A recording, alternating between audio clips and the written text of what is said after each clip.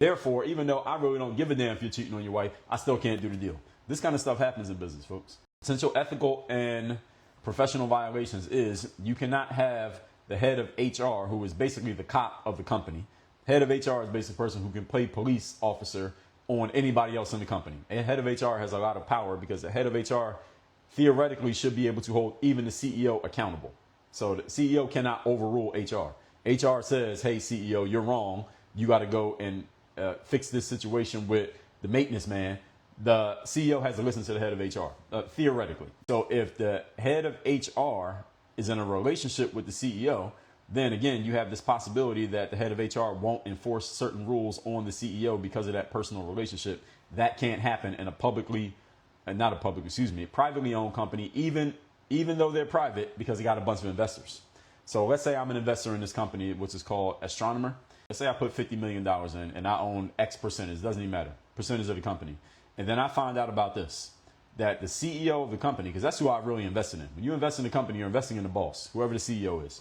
And I find out that he's dating the head of HR. Now I'm saying this is an integrity issue.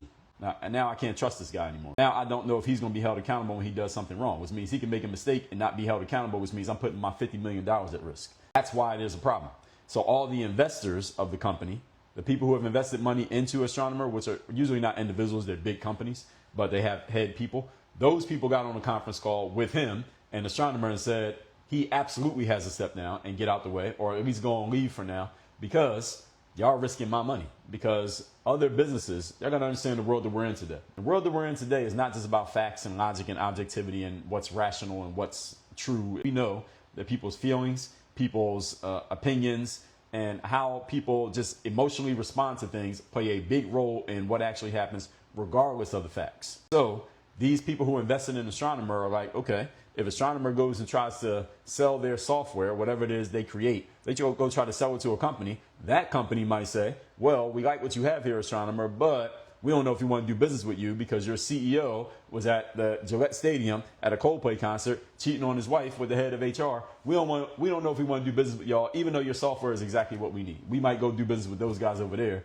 with a lesser product just because their ethics align more with our ethics as a company. Does that kind of stuff happen in business? They can lose business not because there's anything wrong with what they technically do. They can lose business because other companies who might have been doing a deal with them might say, well, we changed our mind on doing that deal because the ethics of our company are out of line with the ethics of your company because your CEO is dating the head of HR. We wouldn't do that here, so we can't mess with y'all. And or here's another thing. We don't even give a damn.